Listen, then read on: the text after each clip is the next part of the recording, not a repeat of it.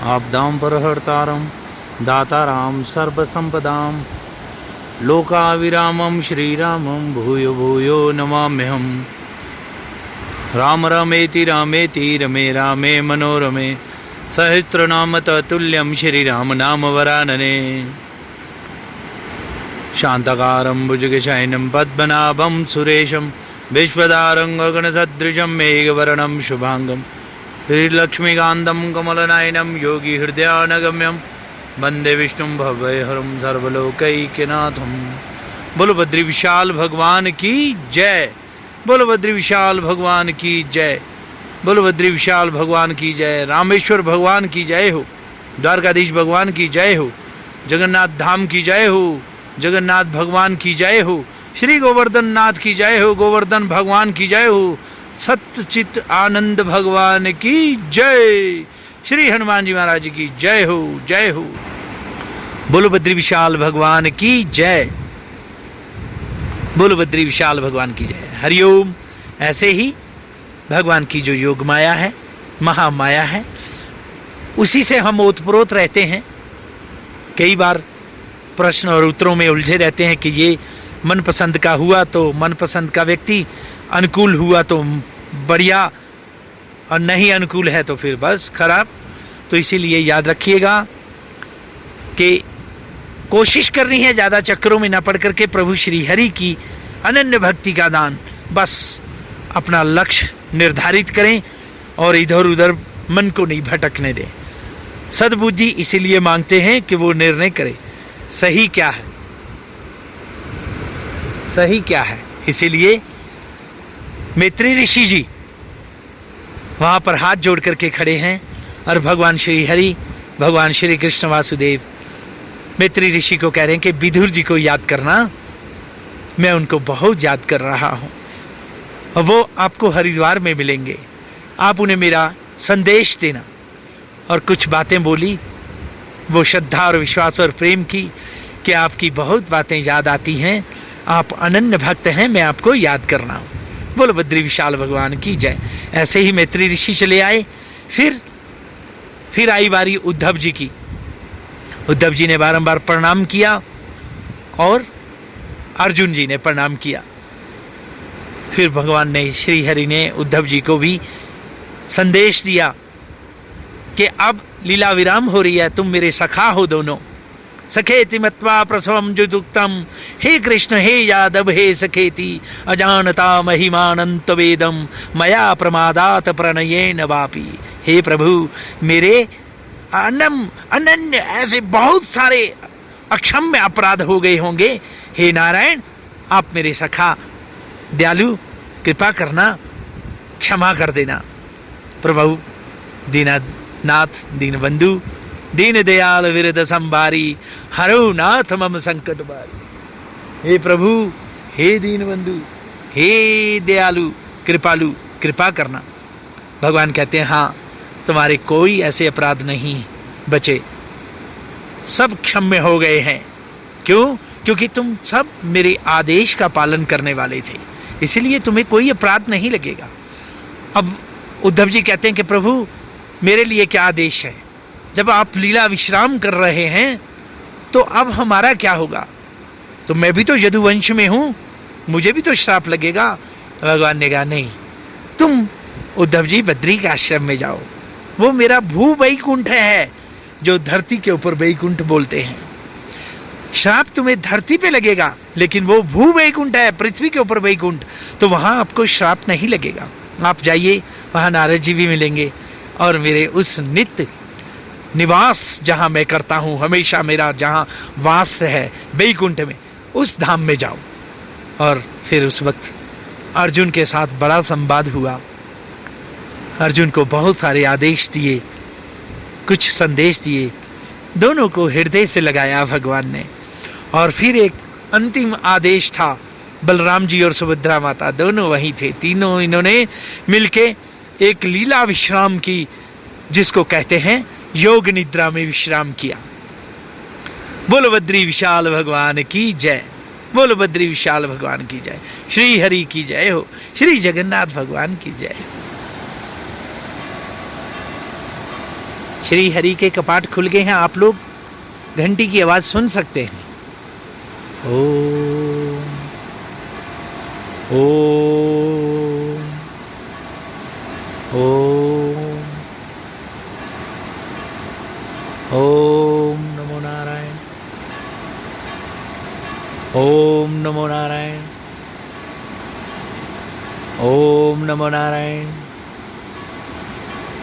ऐसे ही श्री हरि के श्री चरणों में अपनी श्रद्धा, विश्वास और प्रेम के साथ भगवान के श्री चरणों में अपनी अनन्य भक्ति की हाजिरी लगती रहे और अपने हृदय में परोपकार की, दया की भावना, परोपकार की भावना धारण करके रखें और सेवा सुमिरन अपनी जारी रखें।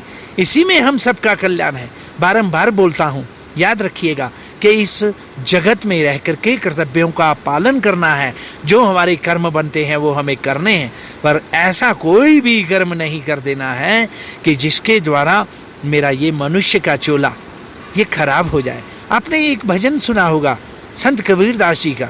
संत कबीरदास जी श्री जगत गुरु रामानंदाचार्य जी महाराज जी के कृपा पात्र शिष्य, पंचगंगा घाट काशी बनारस में भगवान श्री जगत गुरु रामानंदाचार्य जी महाराज रोज नित्य प्रति गंगा जी में स्नान करने जाते थे और कबीरदास जी की बड़ी मनोअभिलाषा थी कि इस महापुरुष के मेरे को दर्शन हो करके आपके मन से, आपके मुंह से एक बार कोई प्रभु श्री हरि का नाम सुमिरन जो जाप जो है वो बाहर आ जाए और मेरे कानों में पड़े तो मैं इनको अपना सदगुरुदेव भगवान स्वीकार कर लूं। तो ऐसे ही वो चरणों में सीढ़ियों पे लेटे रहते थे। एक बार पैर लग ही गया, होना ही था। भगवान की कृपा होती है जब, तो कोई ना कोई कारण इधर उधर से बन ही जाता है। ऐसे ही संत कबीरदास जी के ऊपर कृपा हुई और शब्दों का जो प्रस्फुटित हुआ उनके हृदय से और उनके कानों में संत कबीरदास जी के पड़ा। राम रमेति रामेति रमे रामे मनोरमे सहस्त्र नाम तातुल्यम श्री राम नाम वरानने। इस मंत्र का जाप उनके कानों में पड़ा। श्री हरि का नाम सुमिरन जाप करने में लग गए और राम का नाम। और फिर ऐसी परिस्थिति आई, ऐसी स्थितियां आई कि बड़े घोर संकट भी उनके ऊपर आए, लेकिन उन्होंने उन चीज़ों को अपने शरीर से निर्वाहन किया, मतलब अंतर मन में, अंतरात्मा तक छूने नहीं दिया। आपने सुना होगा एक भजन उनका, इसी तरह से वो हमेशा बोलते थे कि कबीरदास की जो है इस तरह से भजन की जो शैली है वो वास्तव में अद्भुत है, निराली है। आपने देखा होगा कि कबीरदास जी की वो जो भजन की आती है कि चदरिया झीनी रे झीनी, कबीरदास ने जस की तस धर दीनी, चदरिया झीनी रे झीनी। ये चदरिया है, मतलब शरीर के अंदर की जो आत्मा है वो शुद्ध चादर है, और बाकी कईयों की जो होती हैं आत्मा मैली कर देते हैं। याद रखिए, एक बात याद रखना, शरीर मैला हो जाए कोई बात नहीं, साबुन से धो लेंगे यार, कोई बात नहीं, मल लेंगे कोई और तेल छेल, कोई और चीज़ें मल लेंगे, बढ़िया पानी से, गर्म पानी से नहा लेंगे, और क्या। लेकिन अगर हमारी अंतरात्मा मैली हो गई तो याद रखना फिर 84 के फेर में पड़ गए, तो वही वाली बात हो जाएगी फिर कि जानत है मानत नहीं, कथा सुनत है नित्य, 84 के फेर में पड़ा मूर्ख चित्त। क्या फायदा हुआ उसका। इसीलिए कहते हैं दीन दयाल विरद संबारी, हरहु नाथ मम संकट भारी, आज नाथ मैं काह नहीं पावा, मिटे दोष दुख दारुण दावा, मिटे दोष दुख दारुण दावा। बोलो बद्री विशाल भगवान की जय। हरिओम। बोलो बद्री विशाल भगवान की जय। आज नाथ मैं काह नहीं पावा, मिटे दोष दुख दारुण दावा। आज नाथ मैं काह नहीं पावा, मिटे दोष दुख दारुण दावा। ऐसी भावना, ऐसी धारणा हृदय में होनी चाहिए भगवान के प्रति। हम लोग जितने भी मनुष्य लोग हैं सभी भगवान को, श्री हरि को प्रणाम करके प्रार्थना करें कि भगवान आज मैंने क्या नहीं पा लिया, क्या नहीं पाया। आपकी दया से, आपकी अपार अपार कृपा और आशीर्वाद से मुझे जो मनुष्य का चोला मिला है, तो उसके बाद मैं ये बोल सकता हूँ कि आज नाथ मैं काह नहीं पावा, मिटे दोष दुख दारुण दावा। भगवान की अपार कृपा हुई, दीन दयाल विरद संभारी, हरहु नाथ मम संकट वारी।